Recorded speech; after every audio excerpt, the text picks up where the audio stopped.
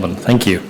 For those whom I have not met, my name is Russell Trude. I'm the Director of the Griffith Asia Institute, and it's a great pleasure on behalf of the Institute and the Australian Centre of Asia Pacific Art at the Queensland Art Gallery and of course GOMA to welcome you all here this evening. It's a great pleasure indeed to see you all present. May I just begin by acknowledging the traditional custodians of the land on which we are meeting this evening, and give respect to elders, past and present, and extend that respect to all Aboriginal and Torres Strait Islanders. May I also, it's a great pleasure to acknowledge some special people who are here this evening. Of course, our guest speaker, David Irvine, about whom I will say more in a moment. Professor Ian O'Connor, the Vice-Chancellor of Griffith University and the President of the University, Mr Chris Sains, of course, the Director of the Queensland Art Gallery and GOMA. It's a great pleasure to see you here again, Chris. Captain Casper Kuiper, the Honorary Consul and Consul General of the Netherlands. Thank you again. I know you're a regular attendee and grateful for your presence. And Mr Brian Jean, who I think he's here, of the Taipei Economic and Cultural Office in Brisbane. Those of you who are regular attendees at Perspectives Asia will know that the purpose and point of these lectures is to provide contemporary perspectives on issues which affect Australia's broad relations with Asia. And we draw the line very broadly in relation to politics, strategic issues, culture, economics, and the like. Those of you equally who have been here with us from the beginning will know we're in our now 11th year of the collaboration between Griffith and the gallery, and I think I'm right in saying, Chris, that we both sides value the collaboration a great deal. It's certainly true on the Griffith side, and of course this is I think it's our third meeting for 2015, and I'm absolutely delighted to be able to tell you, ladies and gentlemen, that you are going to be busy from here till the end of the year, because we actually have a Perspectives Asia meeting scheduled every month until December. So those of you who want your monthly, and I'm sure this is an audience that seeks more than just monthly infusion intellectually, can come along to 3 or 4 more events before the year ends. And in particular, I'm delighted to say that the next event in September, 2nd of September I think it is in conjunction with the Griffith Review and the Brisbane Writers' Festival. So we've got several writers who have contributed to a new edition of the Griffith Review, and they're coming along to speak to us on the 2nd of September. So I hope you'll keep an eye out for that particular activity. Without further ado, I think I'll proceed to introduce our speaker this evening. I met David Irvine, I'm not sure of the year, David, but it was some time ago. But I remember the occasion, as I think I'm right in recollecting, that we were in a Senate hearing, and I was prosecuting a series of questions towards you as the Director General of ASIO, and I thought you were remarkably evasive. Courteous, but evasive in your efforts to answer these questions. And I think I had a conversation with you afterwards, and you said something to the order of, Senator, there are certain things that senators can't know. In the national interest, of course. And the national interest, ladies and gentlemen, is an important theme here, because our speaker this evening is a person who has devoted the whole of his professional life to the conduct of Australia's national interest. He spent over 30 years as a Foreign Service officer. He spent time in a number of posts around the world, including being the High Commissioner in the Papua New Guinea. He was also our ambassador in the People's Republic of China, amongst many other places. He then, some would say, his career took a a curious turn, but in the context of David's commitment to the national interest, hardly so, because he became the Director General of ACIS and then subsequently the Director General of ASIO, and he retired as the Director General of ASIO last year. I'm sure you had many disappointments during the course of your career, David, as we all have had. But I can't help but wonder whether or not your greatest disappointment on retiring was that you did not deliver ASIO into its new headquarters along along the banks of Lake Burley Griffin, because I know from meeting you in committees, this was a passion, a commitment you had. It was also a rather fraught exercise in many ways and frustrating. I think I'm right in saying that you had to leave before that event occurred. But it's, ladies and gentlemen, an extraordinary delight to have David with us this evening. He's a man of extraordinary knowledge about Australia and its interests around the world, in fact, but particularly about Asia. So I very much look forward to your remarks, David. And he's made it clear that he's looking forward to a very lively session, ladies and gentlemen, once his remarks have been concluded. So you'll probably be more successful than I was in Senate committee in asking David questions. So please persevere. But without further ado, can we please welcome David Irvine to the podium.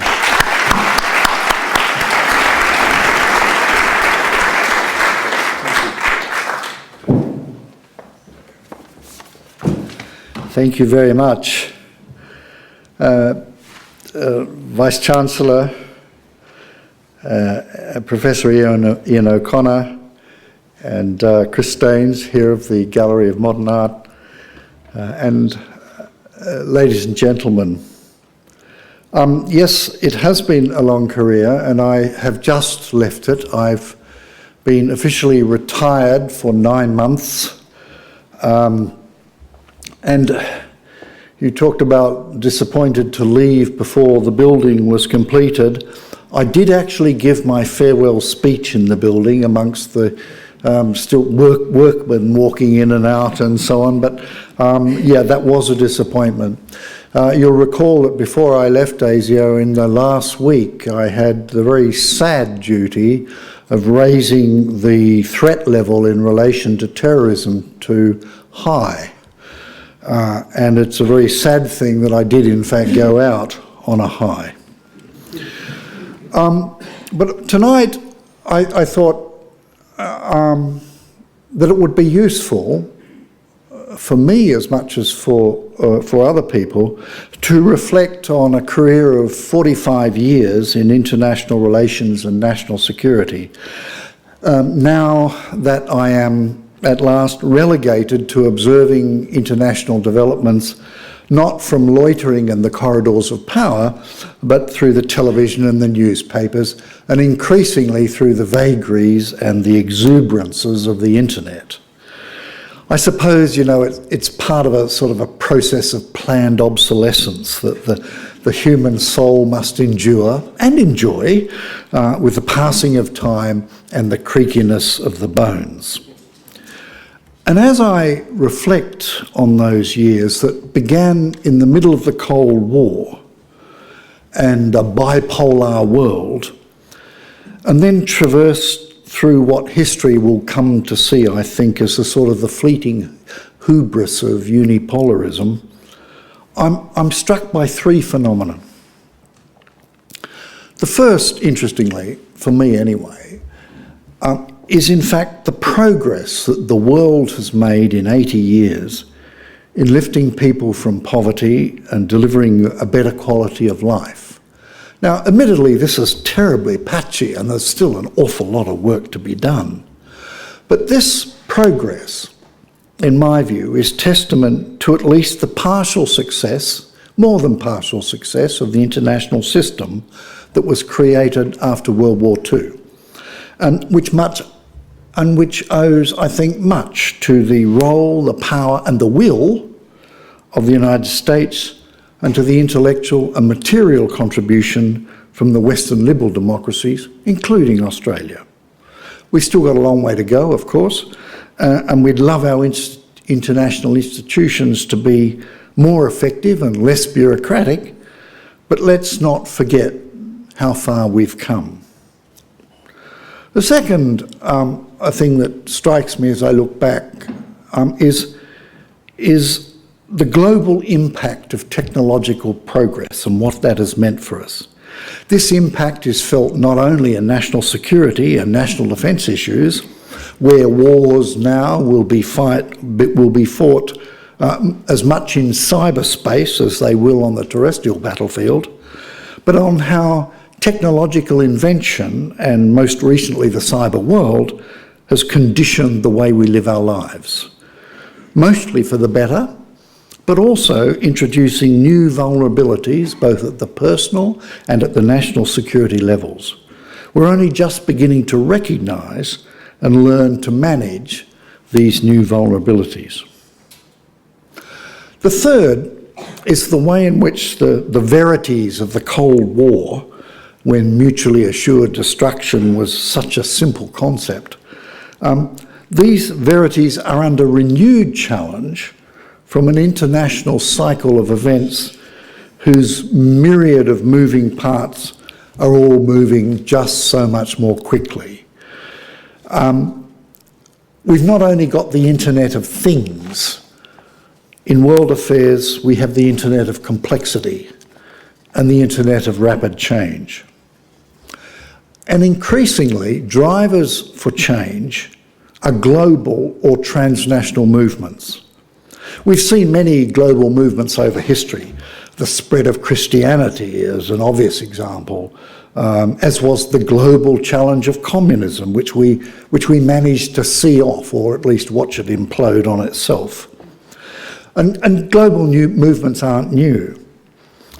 But what is new is the modern availability of transport and communications that has brought new transnational issues to our doorsteps far more intensely than ever before. One transnational or global movement forcing national governments to consider newly realised threats to mankind is, of course, the World Environmental Protection Lobby, which transcends national boundaries and joins other longer-standing world movements, such as those supporting global human rights and social justice issues. Another transnational issue of increasing intensity in recent years has been the phenomenon of unregulated cross-border migrations, and not only from poor, unstable and badly governed areas of the world to the more prosperous, stable democracies, including Europe, America, and countries of Southeast Asia, Australia and so on, but also, and this isn't often realised, between third world countries themselves. This movement of people challenges us in ways that were simply not anticipated when the high principles of the International Refugee Convention were drawn up in 1951. And then, of course, most recently, there is the torment of terrorism. It's actually not so much a new phenomenon. Modern terrorism, I suppose, could be said to have started with the Wall Street bombing of 1920.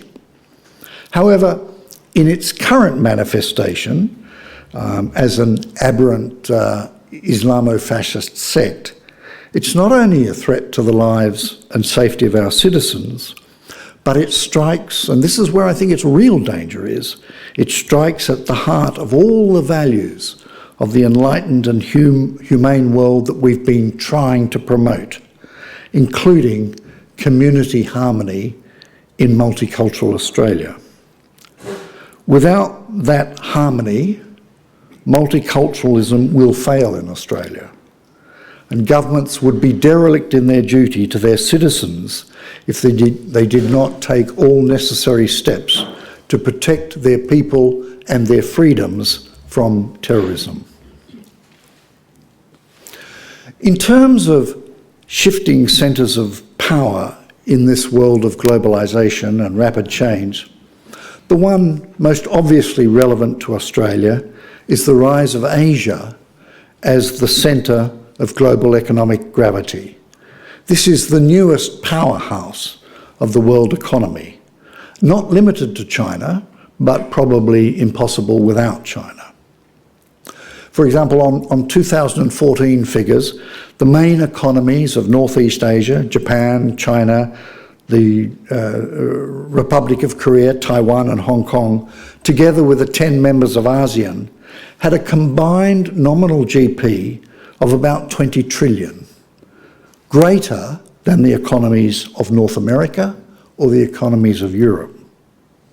Now, while we can't take continued economic growth in Asia for granted, on current predictions, East Asian growth rates will continue to outstrip the growth rates of the mature economies of Europe and North America. The Asia-centric nature of global economic weight is likely to increase. And indeed, in the words of a report produced a couple of years ago, within a few years, Asia will not only be the world's largest producer of goods and services, it will also be the world's largest consumer of them. It is already the most populous region in the world. It will also be home to the majority of the world's middle class.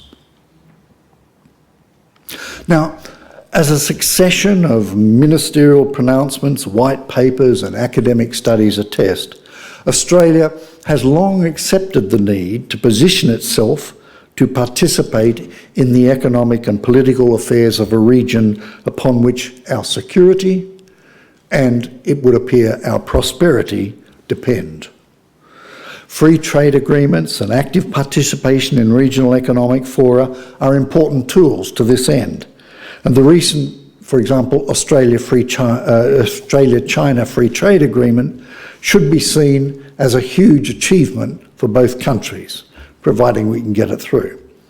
But free trade agreements are not enough in themselves.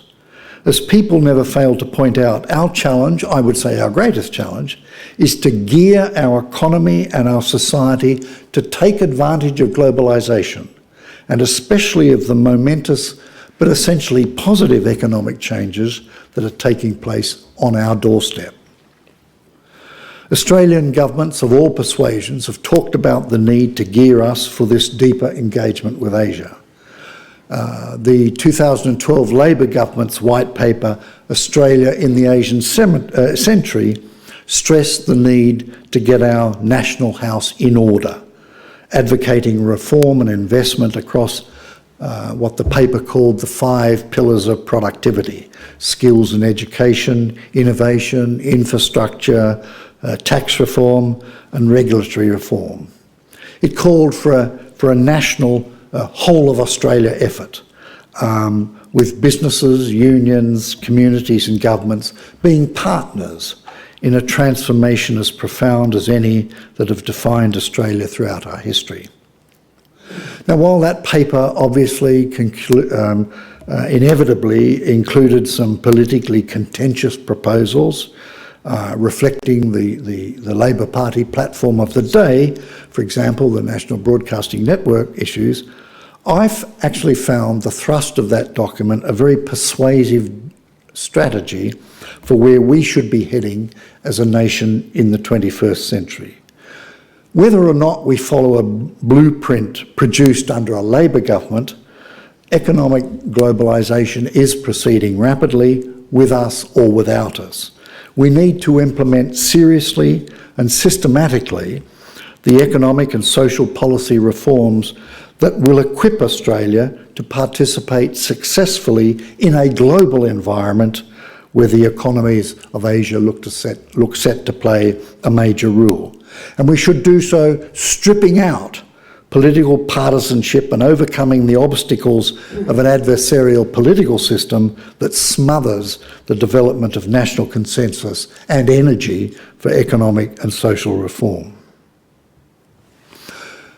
Even with globalisation, a key element of our national security will depend on developments in our region. And so Asia is not simply of economic importance to us, it has always been of security and strategic importance to us.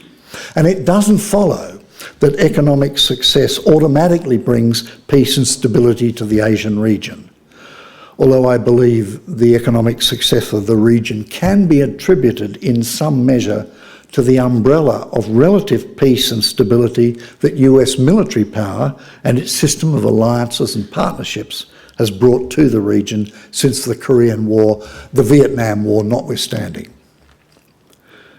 US alliances and security guarantees have helped ensure that Japan, Japan, South Korea and Taiwan have not themselves gone nuclear in the face of a nuclear-armed China. It's a pity in a way that China has not yet been able to deliver a similar outcome in respect of North Korea.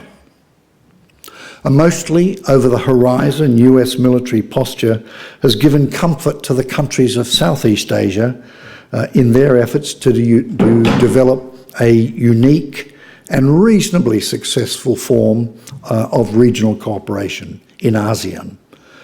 The ultimate irony is that China has been able to achieve its economic miracle and rise above the mess of Maoism, in part because the United States has been prepared to guarantee relative peace and security in the Asian region. Of course, we have to also acknowledge that the United States economy has also been a beneficiary and not just a catalyst for Asian economic growth. But a US presence and US security guarantees have not eliminated the region's underlying internal tensions and what my Chinese friends call the problems left over from history. These still need assiduous management from within the region. We can list numerous elements of that. Islamo-terrorism, with its totalitarian intolerance and barbarity, remains a serious threat to the internal order and safety in a wide swathe of Asian countries.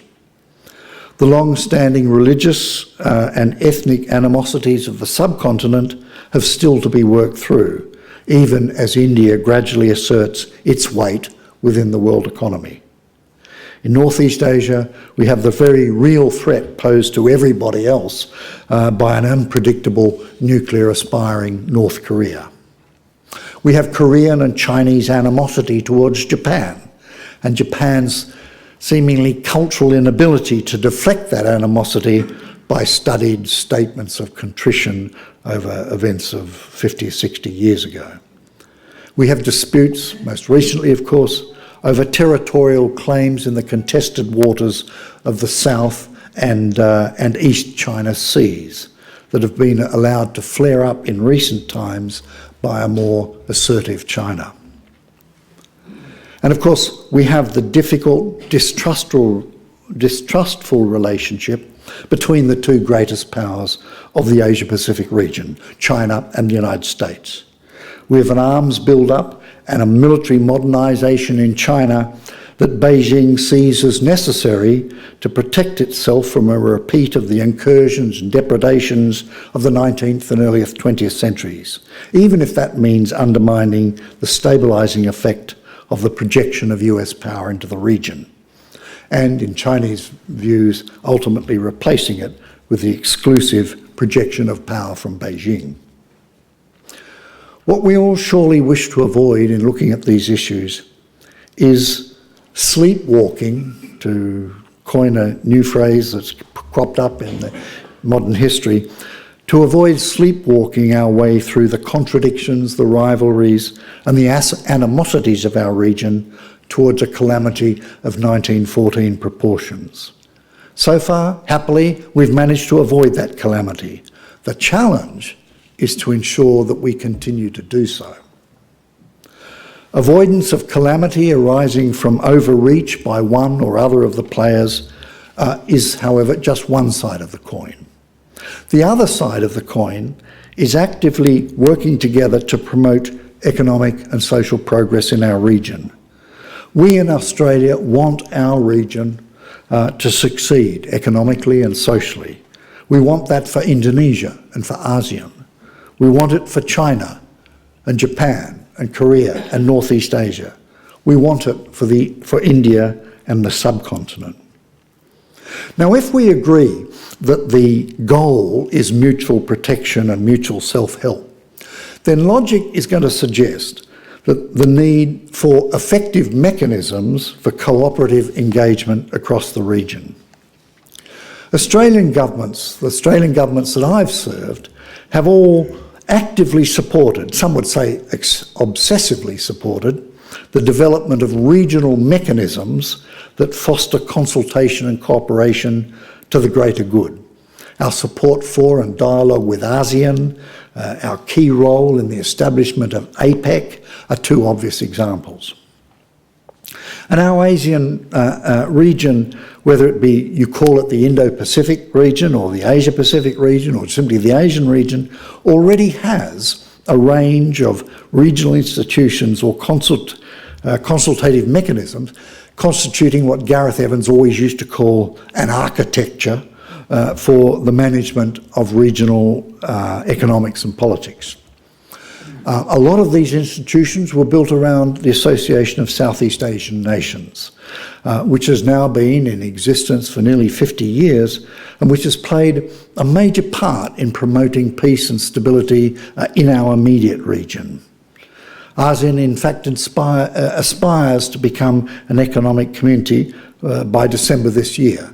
It's a great aspiration. They've still probably got a bit more work to do.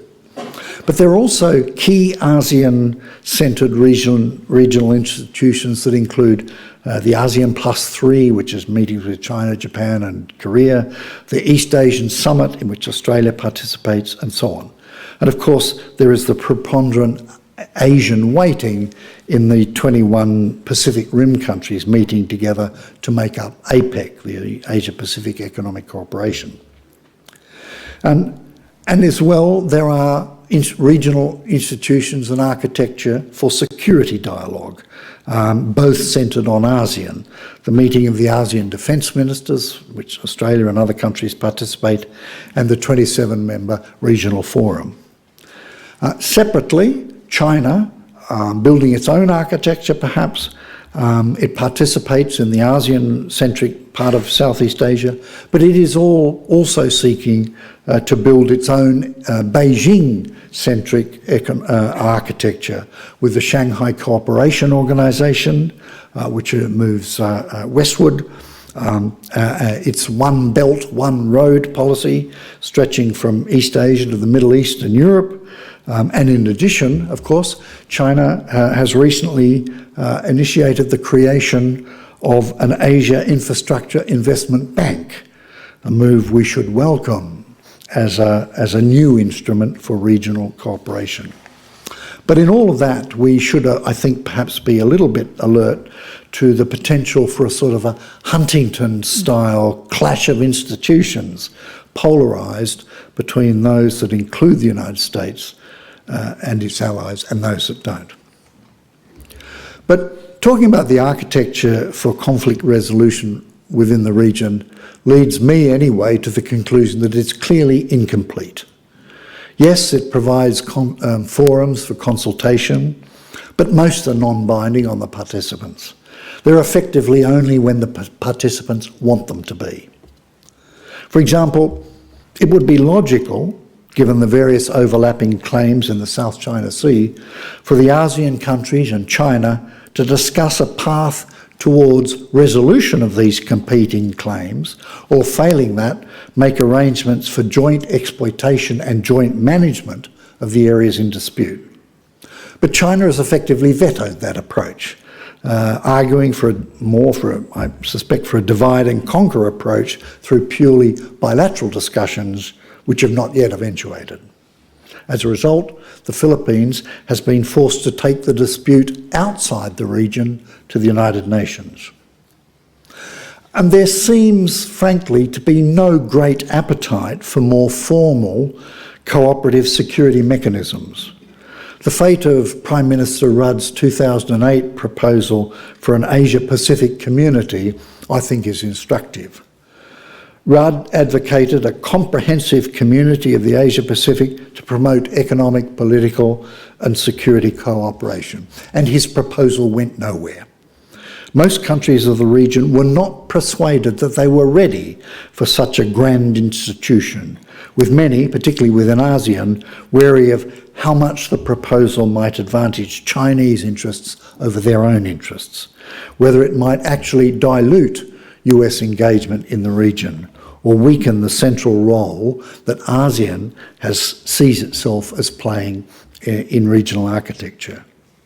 Now, while Australia should continue to encourage the development of a more effective economic and security architecture for the region, I think progress for the time being is going to be very slow, particularly in the security area.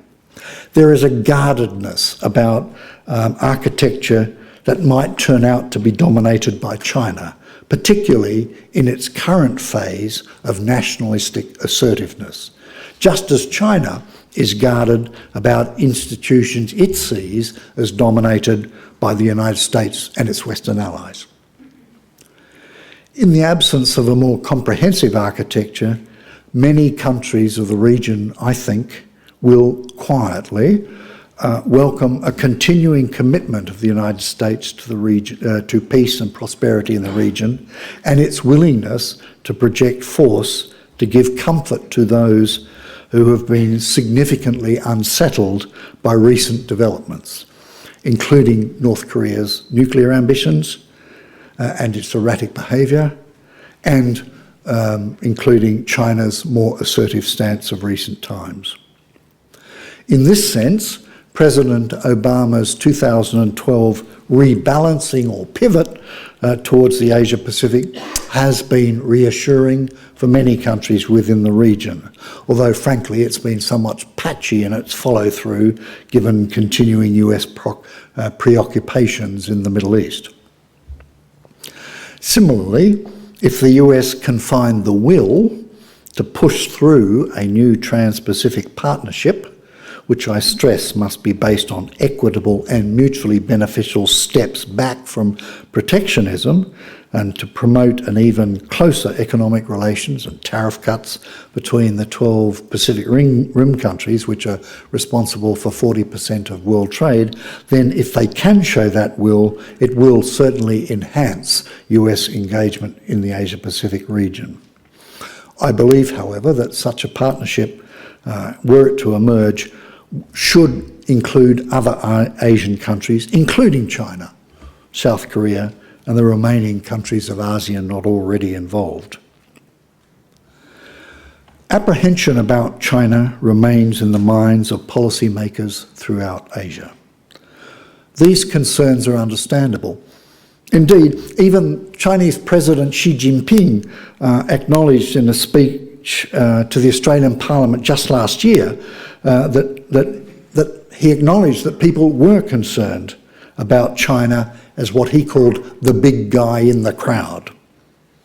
In a decade when Chinese interests might be better served by policies that build trust in China in the region, many Chinese policies have actually had the opposite effect.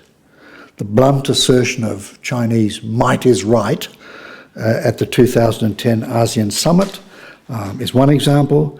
Successful Chinese attempts in 2012 to prevent the emergence of an agreed ASEAN position on the South China Sea at the ASEAN Regional Forum is another.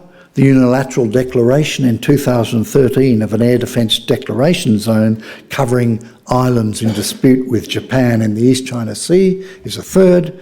And the latest construction of synthetic islands in the disputed areas and reefs and atolls of the South China Sea are certainly hardly conducive to confidence and trust in China on the part of its neighbours, certainly its close neighbours. Now, over time, it is possible that a more robust and effective consultative security architecture for the peaceful resolution of disputes may emerge. And we should certainly keep working to that end. But I don't think I'm holding my breath, at least for the moment.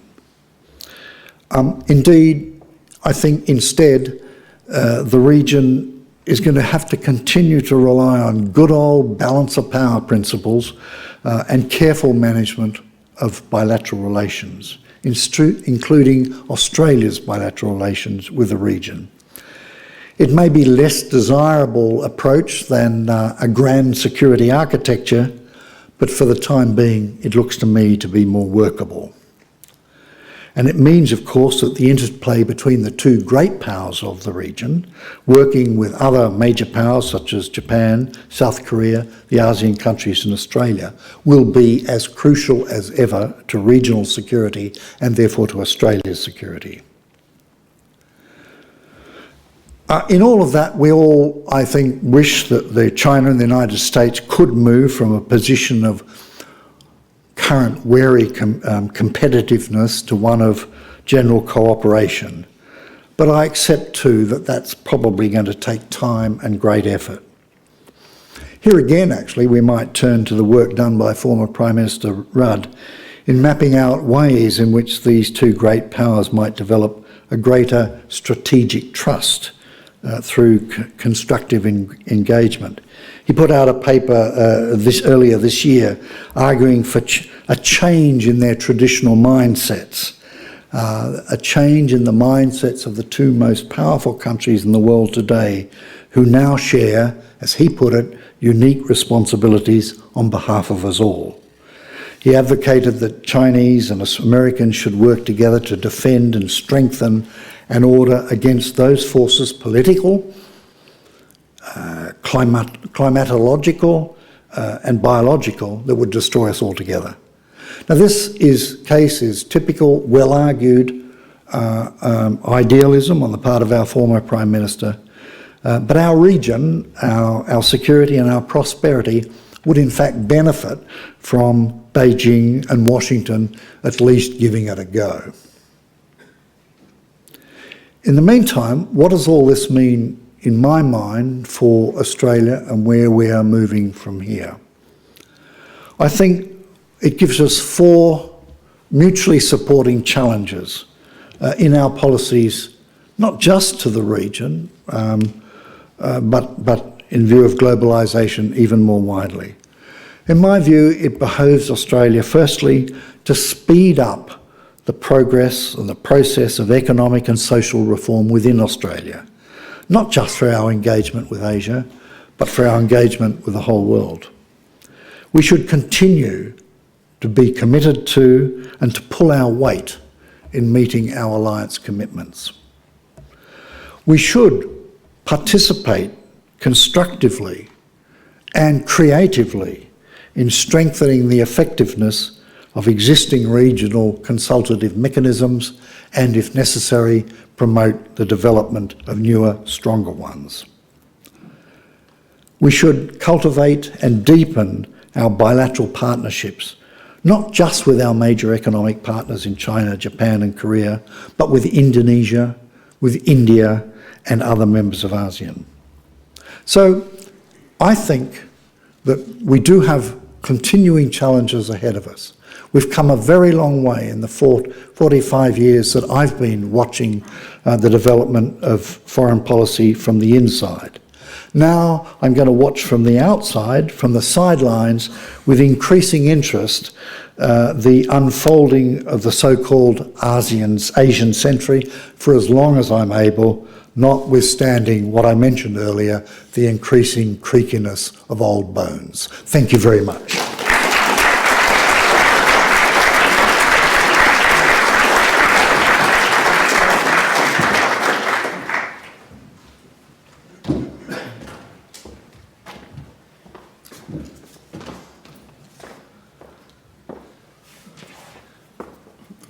David, thank you so much for such a tour de force, broad, richly textured and reflecting so many years of experience in dealing with the region and globally. So it's opened up a very wide range of possibilities, ladies and gentlemen, for the discussion, comment, question.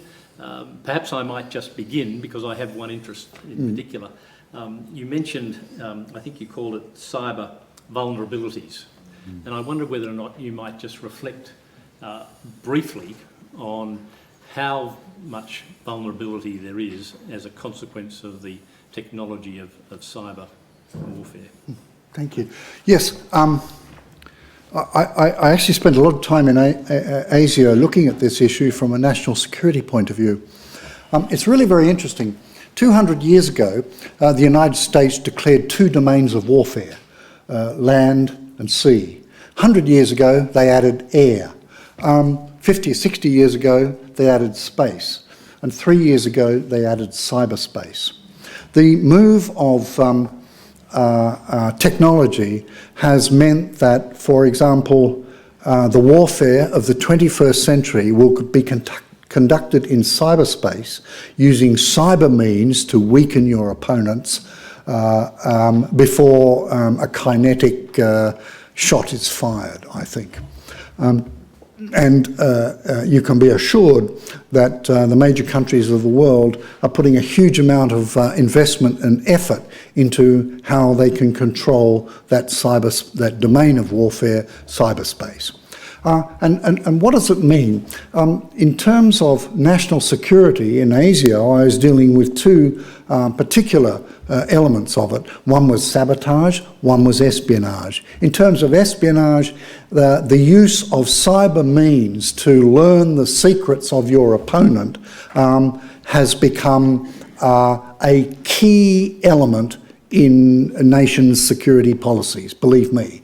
And in the case of some countries, it's also been a key element in the development of their commercial and economic projections out into the world. The ability to learn your commercial opponent's negotiating secrets, tactics, price for this or that effort, and so on, can be obtained. That can be obtained by cyber means has grown enormously. And that is one issue. The second issue is that because we have become so dependent on the internet for every element of our lives, pretty much, we have created a huge vulnerability that only now, in the last couple of years, we've begun to realise we're going to have to do something about it.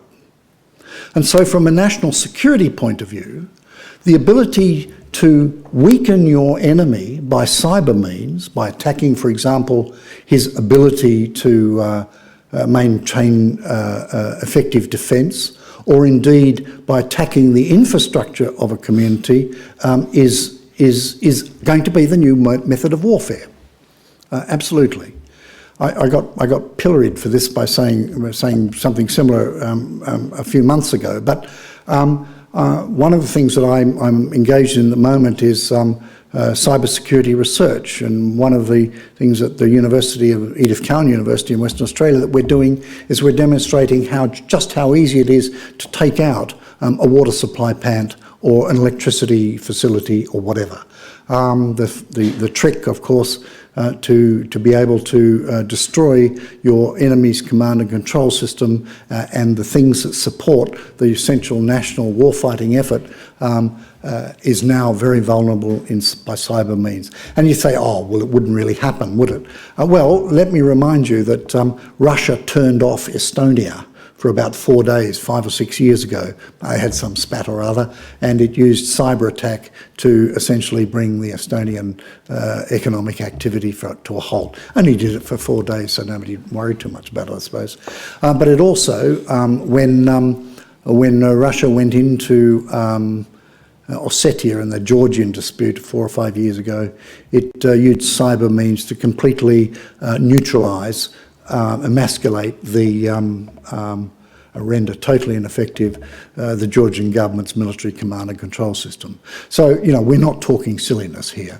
And the one hope that you have is that nation states acting responsibly in the international arena are not going to use such weapons lightly, because they invite all sorts of retaliation, not necessarily mutually assured destruction yet, but retaliation. And so we sort of hope that it won't happen. but we should be prepared to build up the resilience of our national infrastructure from a cyber point of view, and I mean our financial systems, our telecommunications systems, our water, our electricity, even our meteorological systems, because airplanes depend on those to fly. The other problem that I think we all should be aware of when we talk about cyber threats is the cyber weapons, either for espionage or for sabotage, that are available to nation states are increasingly available to non-state actors.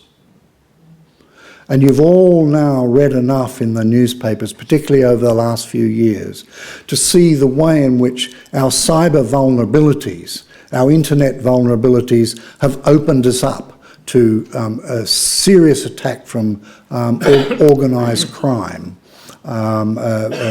financial frauds that are occurring in this way, pensioners' money being taken. It's quite horrific what is going on. At the same time, cyber attack has become a method of protest. You know, when I was at university, the best we could do protesting was chuck a few flower bombs at the police or chain ourselves to the university gates.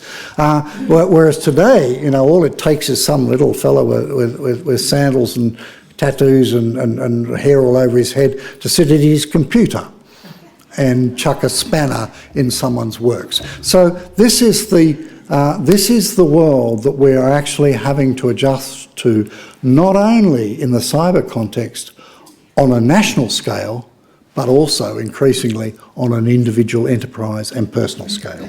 Thank you. Now, we have Leon. I was looking forward actually to hear your views on the Australia, China, United States triangular relationship. So I'd like to hear your views about Hugh White's, his proposition. The United States has to, in a sense, accommodate the rise of China. On the opposite side of the argument, of course, the other people, would say that the West should push back. So my question, what do you think Australia's position would be? Should we, to tell the United States that perhaps they should accommodate, or should we take the other position? I have never argued for a policy of containment of China while China is engaged in legitimate growth and is not threatening to anyone else. And I think for the last, certainly for the last 30 odd years, we have seen China focusing on economic development, getting its own economic house in order, engaging with the rest of the world, and becoming such an important and dominant player in world affairs that has a right, in my view, to be able to put its views and to play, if you like, with the big boys in the sandpit. At the same time, I don't believe that the United States has to then sort of retire limping to the doghouse. We need great powers in our region to get on. In my view, the United States has as I clearly pointed out in my remarks, has a significant role to play in the region. As for Australia, I don't. The problem with my problem with Hugh Wright's argument, it's saying you were with this big boy. There's another big boy on the street. Drop that one and go to that one. Leave those coattails and go to those. That's not what I think Australian foreign policy should be about. Australian foreign policy should be independent, based on Australian interests, and in my view, at the moment, Australian interests are served by the United States' active presence in the region, economic and military if necessary, and they are served by the economic rise in China. What I would be very disturbed about is if were China or the United States to make that so-called competition hot. Yeah.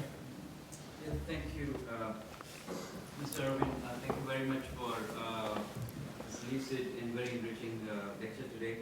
I have two quick questions. The first one is that in your lecture you highlighted the importance of the rise of Asia and Asian economies and Asian countries, and how Australia should deepen its engagement and relation with the Asian economies and countries.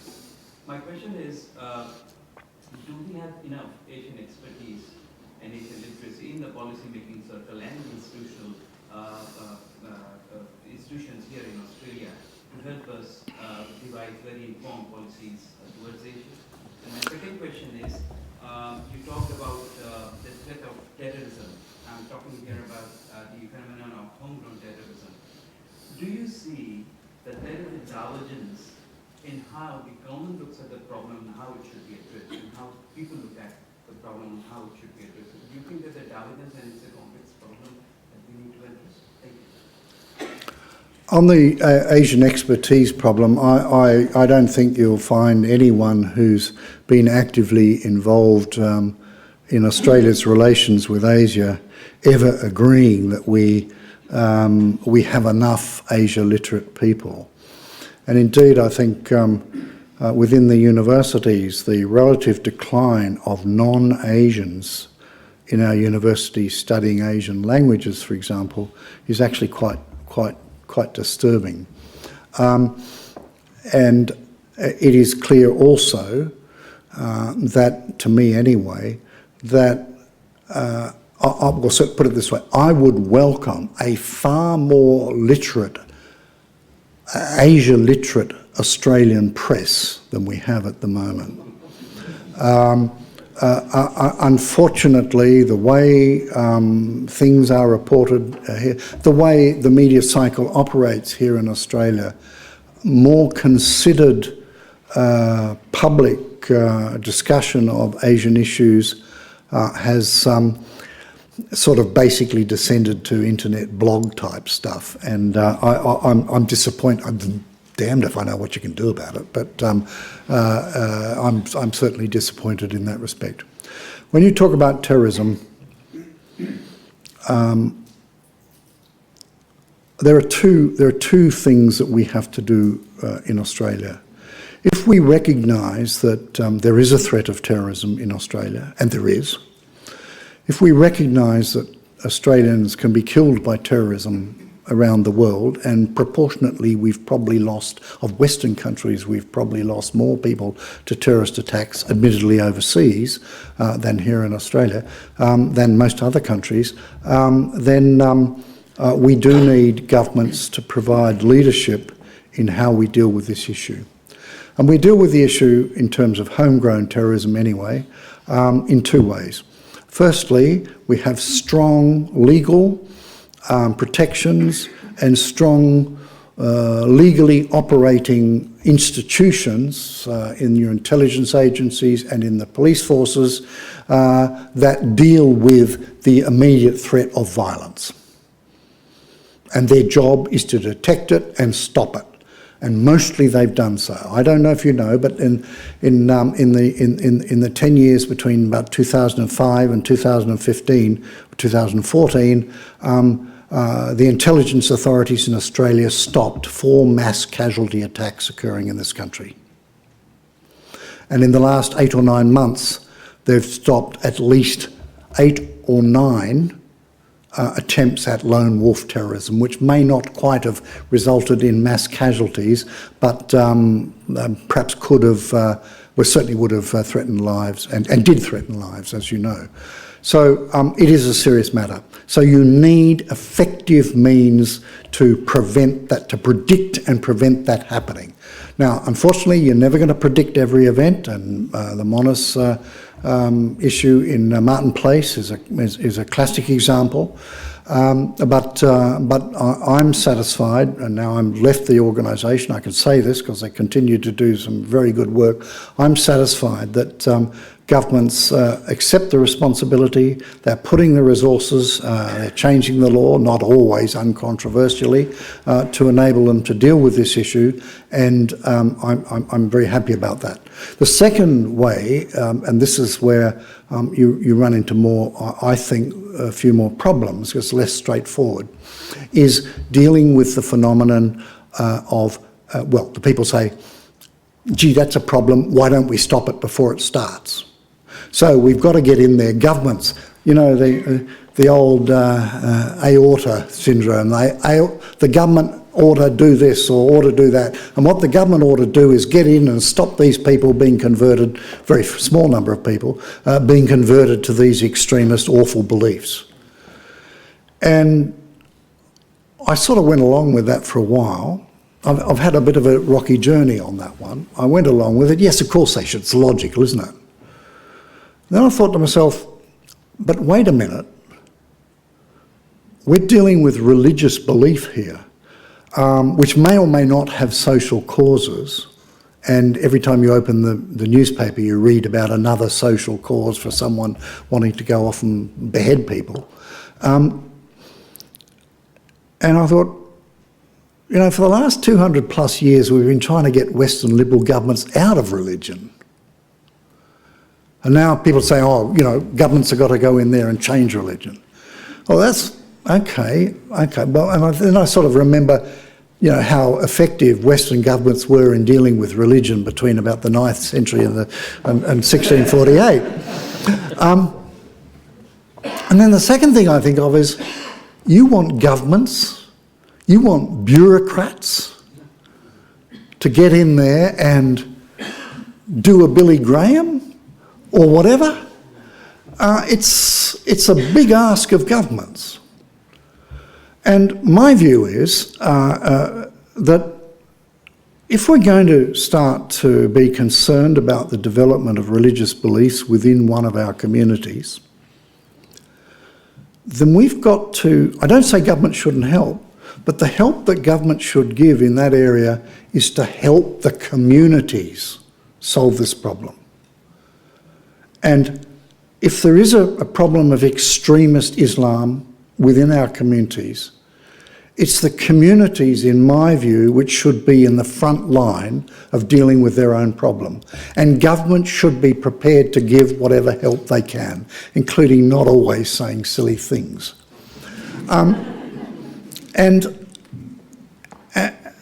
Because this is a more serious matter than people think.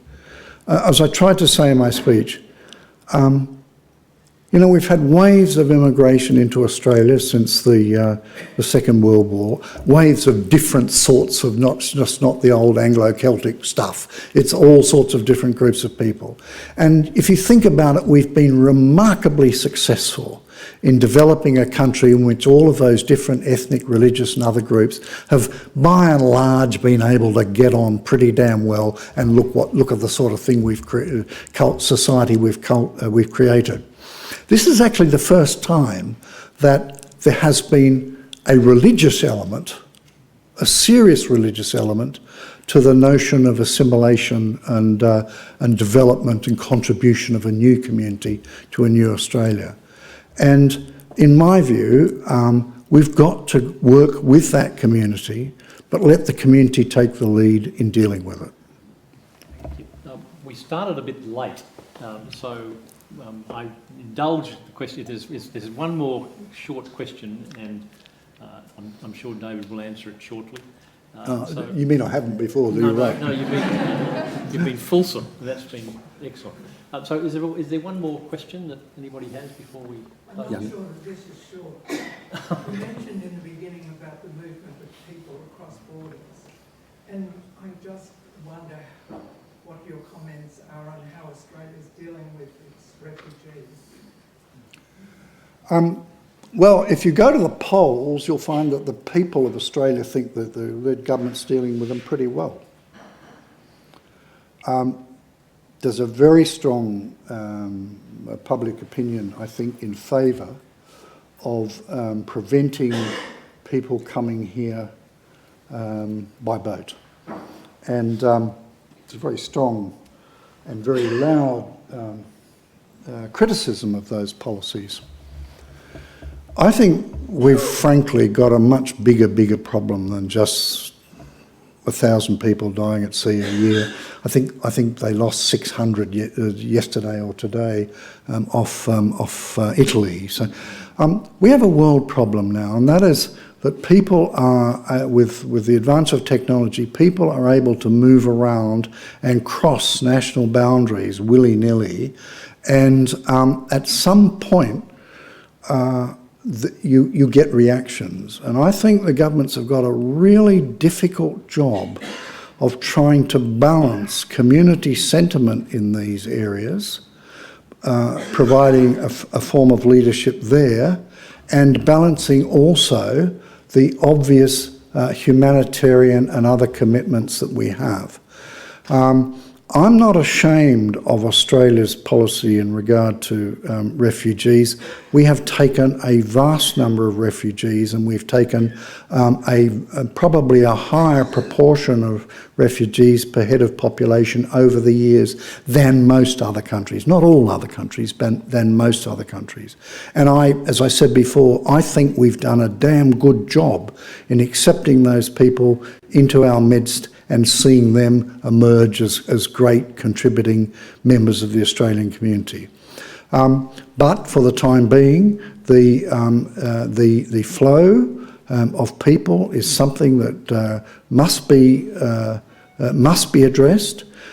One would hope, in fact, that more efforts were put into addressing the causes of those refugee exoduses, because frankly, the way things are going, we can argue the morality for it as much as we like, but the numbers, as you're seeing in Europe, and which could happen here in Australia, although we are further away, are such that we're going to create awful problems in our community unless we do seek to address these issues at their root cause, which is the poverty, the instability, the corruption, and so on in the source countries.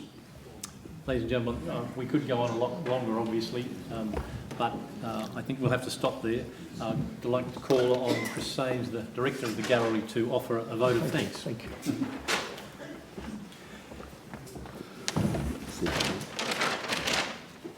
Russell, thank you very much indeed, and David, thank you on behalf of all of us. I've been asked to offer a short vote of thanks on behalf of Griffith University, the Queensland Art Gallery and Gallery of Modern Art to David for what I think everyone would agree was a very forceful and compelling address. There was as much depth as there was breadth to that talk, and the 45 years of experience that you've brought to bear from your career, and very distinguished career, in foreign relations and in the intelligence community, I think have percolated up into a great deal of wisdom accrued over a great deal of experience.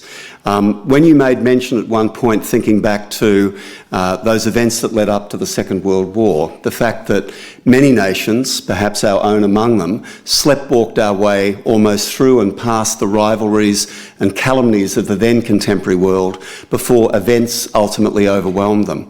And I think you've given us a wake-up call tonight. There are so many complex intersecting interests, both economic, social, and also I thought the answers to some of the questions that were given, and they weren't, I don't think Russell was correcting you for fulsomeness. I think he was acknowledging the fact that you were almost stringent in the way that you responded to the various questions that came in from the floor.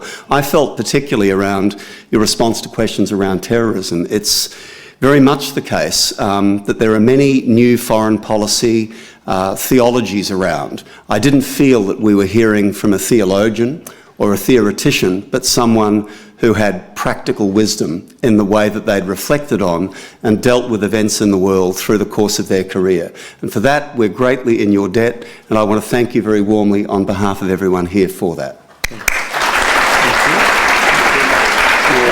you. There we go.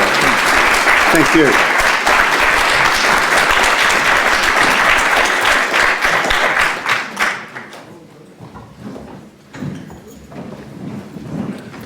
I think that does conclude the proceedings, ladies and gentlemen. Thank you all for coming. It's a great delight, and I look forward to seeing you in September and later on. Thank you. Sorry, should I have done that? No, sorry.